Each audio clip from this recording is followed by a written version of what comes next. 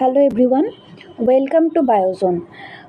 এই ক্লাসে আমরা বায়োলজির একটি গুরুত্বপূর্ণ চ্যাপ্টার সেল থেকে কিছু ইম্পর্ট্যান্ট কোয়েশ্চেন আলোচনা করব। এই কোয়েশ্চেনগুলো বা এই এমসিকিউগুলো তোমাদের রেল বলো, এসএসসি বলো বা ওয়েস্ট বেঙ্গলের যে কোনো কম্পিটিটিভ এক্সামের জন্য খুবই হেল্পফুল হবে।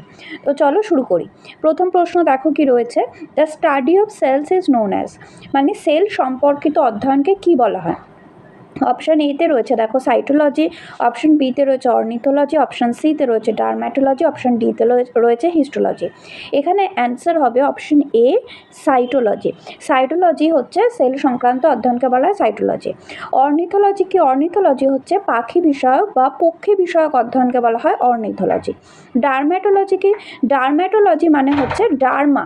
ডার্মা এই কথাটার মানে হচ্ছে স্কিন, তাহলে স্কিন সম্পর্কিত অধ্যয়নকে বলা হচ্ছে ডার্ম্যাটোলজি। এবং হিস্টোলজি কি? টিস্যু সংক্রান্ত অধ্যয়নকে বলা হচ্ছে হিস্টোলজি। ঠিক আছে, তো চলো নেক্সট কোয়েশ্চেনে যাওয়া যাক। দেখো কি রয়েছে, the structural and functional unit of living organisms is known as. কী বলতে চাইছে? একটা সজীব বস্তুর বা জীবন্ত জীব, একটা জীবের গঠনগত এবং কার্যগত একককে কি বলে? দেখো, একটা জীবের গঠনগত এবং কার্যগত একককে এখানে অ্যান্সার হবে সেল বলা হয় বা কোষ বলা হয়। কেন এটাকে গঠনগত বা কার্যগত একক বলছে? না, যে কোনো সজীব বস্তুই গঠিত হয় অসংখ্য সেল দ্বারা। সেটা এককোষী জীবও হতে পারে, এককোষী জীবের ক্ষেত্রেও একটাই সেল থাকছে, বহুকোষী জীবও হতে পারে, তাদের দেহ অনেক সেল দ্বারা গঠিত হয়। এই জন্য সেলকে বলা হচ্ছে গঠনগত একক। এবং কার্যগত একক বা ফাংশনাল ইউনিট কেন বলা হচ্ছে? না, একটা সেলের মধ্যেই ওই জীবটার বেঁচে থাকার জন্য যাবতীয় শারীরবৃত্তীয় প্রক্রিয়াগুলো একটা সেল সম্পন্ন করতে পারে। সেটা তোমার রেসপিরেশন বলো, শ্বাসকার্য বলতে পারো, রিপ্রোডাকশন বা জনন বলতে পারো, ডাইজেশন বলতে পারো, মানে পরিপাক, সব কিছুই একটা সেল ভালোভাবেই সম্পন্ন করতে পারে। এই জন্য সেলকে আমরা বলি একটা সজীব বস্তুর সেল হচ্ছে গঠনগত এবং কার্যগত একক। ঠিক আছে, আচ্ছা, এখানে কয়েকটা অন্য অপশানগুলো দেখো রয়েছে, যেটা অর্গান, টিস্যু এবং অর্গান সিস্টেম। এগুলো কি? কিছু সেল যেগুলোর অরিজিন সেম, উৎপত্তিগত দিক থেকে যারা সেম এবং যারা ফাংশন একই রকম কার্যকলাপ যারা করছে, তাদেরকে এরকম কিছু সেল নিয়ে গঠিত হয় টিস্যু। আবার এরকম কিছু টিস্যু যারা একই কাজ করছে এবং যারা উৎপত্তিগতভাবে সিমিলার, তাদেরকে নিয়ে গঠিত হয় কি? অর্গান। এবং এমন কিছু অর্গান যাদের কার্যকলাপ যারা একই ফাংশন করছে, এরকম কিছু অর্গান নিয়ে তৈরি হয় অর্গান সিস্টেম। তার মানে কি, অনেকগুলো সেল নিয়ে তৈরি হয় টিস্যু, অনেকগুলো টিস্যু নিয়ে তৈরি হয় অর্গান, এবং অনেকগুলো অর্গান নিয়ে তৈরি হয় কি? Organ system. ঠিক আছে, আচ্ছা, তো চলো পরের প্রশ্নে যাওয়া যাক। দেখো কি রয়েছে, সেল ওয়াজ ডিসকভার্ড বাই। এখানে জানতে চাইছে প্রথম সেল কে আবিষ্কার করেছিলেন? এখানে আনসার হবে অপশন বি। দেখো হবে option B, Robert Hooke. Robert Hooke প্রথম সেল আবিষ্কার করেছিলেন। আচ্ছা, এক্ষেত্রে মাথায় রাখবে, রবার্ট হুক যিনি সেল প্রথম আবিষ্কার করেছিলেন 1665 খ্রিস্টাব্দে বা 1665-এ, তিনি কিন্তু যে সেলটা আবিষ্কার করেছিলেন সেটা ছিল একটা ডেড সেল বা মৃত কোষ। ঠিক আছে, তিনি গাছের ছাল বা কর্ক থেকে, অপশানে তোমরা কর্ক পাবে, কর্ক থেকে তিনি মৃত সেল বা ডেড সেল প্রথম আবিষ্কার করেছিলেন। এখানে দেখো অপশান সিতে রয়েছে লিউয়েনহক। লিউয়েনহক এই বিজ্ঞানী, ইনি প্রথম জীবন্ত সেল বা লিভিং সেল আবিষ্কার করেছিল। তাহলে যদি তোমাদের প্রশ্নে আসে লিভিং সেলকে আবিষ্কার করেছিল, তখন কিন্তু তোমার অ্যান্সার হবে লিউয়েনহক। তিনি প্রথম পন্ড ওয়াটার বা পুকুরের জল থেকে লিভিং সেল আবিষ্কার করেছিলেন। তিনি মেনলি পুকুরের জলে কিছু মাইক্রো অর্গানিজম, মানে কিছু ব্যাকটেরিয়া, অ্যালগি, এগুলোকে লক্ষ্য করেছিলেন এবং সেটাই প্রথম তিনি জীবন্ত কোষ আবিষ্কার করেছিলেন পুকুরের জল থেকে। ঠিক আছে, আচ্ছা, রবার্ট ব্রাউন দেখো যেটা রয়েছে অপশন এতে, রবার্ট ব্রাউন প্রথম নিউক্লিয়াস আবিষ্কার করেছিলেন। তোমরা জানো সেলের ভেতরে কি থাকে? নিউক্লিয়াস থাকে। তো সেই নিউক্লিয়াস আবিষ্কার করেছিলেন রবার্ট ব্রাউন। তো চলো পরবর্তী প্রশ্নে যাওয়া যাক। দেখো কি রয়েছে, cell theory was given by. Cell theory কে দিয়েছিল? আচ্ছা, এখানে আনসার সি হবে স্লেইডেন এবং সোয়ান। স্লেইডেন এবং সোয়ান প্রথম সেল থিওরি দিয়েছিলেন। তো সেল থিওরিটাকে আমরা একটু শর্টে জেনে নিই। সেল থিওরির মূল বক্তব্যই হচ্ছে যে কোনো সজীব বস্তু গঠিত হয় সেল দ্বারা, অসংখ্য বা একটিমাত্র অসংখ্য সেল দ্বারা একটা সজীব বস্তু গঠিত হয়। এবং পরবর্তীকালে আরেকজন বিজ্ঞানী, রুডলফ ভির্চাউ নামে আরেকজন বিজ্ঞানী, তিনি এই সেল থিওরিটার সাথে আরও কিছু বক্তব্য যোগ করেছিলেন। তিনি বলেছিলেন প্রতিটা সেল তৈরি হয় তা আগের একটি সেল থেকে, একটা প্রি এক্সিস্টিং সেল বা একটা মাতৃকোষ থেকেই আর একটা সেল তৈরি হয়। মানে একটা সেল যেটা মাতৃকোষকে আমরা বলছি, সেই সেলটা বিভাজিত হয় হয়ে নতুন সেল তৈরি করে। ঠিক আছে, তাহলে সেল থিওরির মেন বিষয় কি না, প্রতিটি সজীব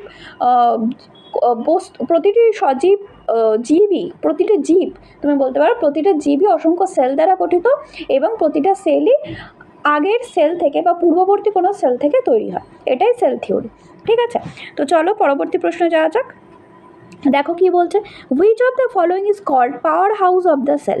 সেলের পাওয়ার হাউস কাকে বলে? এই প্রশ্নটা তোমরা অ্যান্সার অনেকেই জানো, তো এটা কি হবে, মাইটোকন্ড্রিয়া হবে সঠিক অ্যান্সার।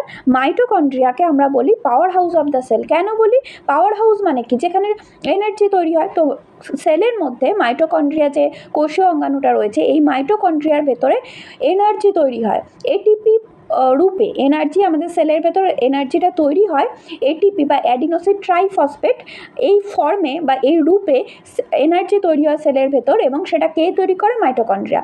যেহেতু মাইটোকন্ড্রিয়া সেলের ভেতর শক্তিটা তৈরি করছে, এই মাইটোকন্ড্রিয়া, এই জন্য মাইটোকন্ড্রিয়াকে আমরা কি বলছি? Power house of the cell. Okay, আচ্ছা, তো চলো পরের প্রশ্নে যাওয়া যাক। দেখো কি বলছে, which of the following is called suicidal bag.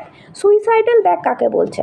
আচ্ছা, এখানে অ্যান্সার হবে অপশন বি, লাইসোজোম। লাইসোজোমকে আমরা বলি সুইসাইডাল ব্যাগ। কেন বলছি? লাইসোজোমের ভেতরে কিছু এনজাইম থাকে, কিছু হাইড্রোলাইটিক এনজাইম বা ডাইজেস্টিভ এনজাইম থাকে। সেই এনজাইমগুলোর সাহায্যে লাইসোজোম কি করতে পারে, পুরো সেলটাকে সে ডাইজেস্ট করে দিতে পারে বা পুরো সেলটাকে মেরে ফেলতে পারে বা নষ্ট করে দিতে পারে। এই জন্য লাইসোজোমকে আমরা বলছি সুইসাইডাল ব্যাগ। এবং কেন করে এটা বা কখন করে লাইসোজোম? ধরো যখন একটা সেলের অনেক বয়স হয়ে গেছে বা সেলটা কোনোভাবে ডিফেক্টিভ, কোনোভাবে ইনফেক্টেড হয়েছে বা কিছু সেলটার মধ্যে ডিফেক্ট রয়েছে, তখন লাইসোজোম কি করছে, এই হাইড্রোলাইটিক এনজাইমটা ক্ষরণ করে সেলটাকে মেরে ফেলছে। ঠিক আছে, এই জন্য আমরা লাইসোজোমকে বলছি সুইসাইডাল ব্যাগ। আচ্ছা, পরের প্রশ্নে যাওয়া যাক। দেখো কি বলছে, which of the following is called protein factory of the cell. Protein factory সেলের মধ্যে কাকে বলছে? এখানে অ্যান্সার হবে অপশন সি, রাইবোজোম। রাইবোজোমকে আমরা বলি protein factory of the cell. কেন বলছি প্রোটিন ফ্যাক্টরি? ফ্যাক্টরি মানে কি, যেখানে তৈরি হচ্ছে অনেক বেশি পরিমাণে কোনো জিনিস, সেটাকে আমরা ফ্যাক্টরি বলি। তো সেলের মধ্যে রাইবোজোম, এই অর্গানেলিটার মধ্যে বা এই কোষীয় অঙ্গাণুটা কি করছে? প্রোটিন তৈরি করছে। এই জন্য রাইবোজোমকে আমরা বলি এটা হচ্ছে সেলের প্রোটিন ফ্যাক্টরি। ঠিক আছে, আচ্ছা, পরের প্রশ্নে যাওয়া যাক। দেখো কি বলছে, Golgi body in plant sell is known as. মানে কি, প্লান্ট সেলে বা উদ্ভিদ কোষে গলগি বডিকে আমরা কি নামে জানি বা গলগি বডিকে কি বলে? এখানে আনসার হবে অপশন বি, ডিকটিওজোম। গলগি বডিকে প্লান্ট সেলে ডিকটিওজোম বলে। মানে যেটা অ্যানিমাল সেলে বা প্রাণী কোষে যেটাকে আমরা গলগি বডি বলছি, সেটাকে আমরা উদ্ভিদ কোষে বলছি ডিকটিওজোম।